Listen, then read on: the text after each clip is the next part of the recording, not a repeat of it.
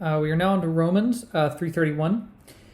Do we nullify the law through faith? Far from it. On the contrary, we establish the law.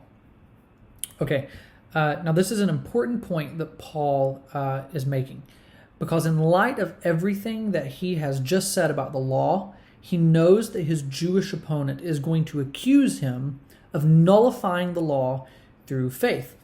And remember, these Judaizers are wanting to blend the law. Blend the law with faith in Christ, have your cake and eat it too, sort of a mentality. But that's not what Paul is saying. Instead, he says that the law is established. Now, in order to understand exactly what Paul means by this, we're going to move into chapter 4. I know that sounds like a cop-out, but this is part of the problem of why people often misconstrue biblical texts. The author actually does a very good job of explaining exactly what he is saying.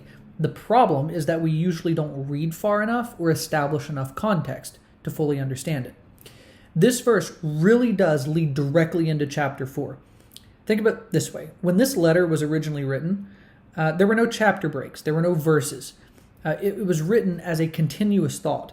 And this point about the law being established, not nullified, is going to be the idea that drives where Paul goes from here.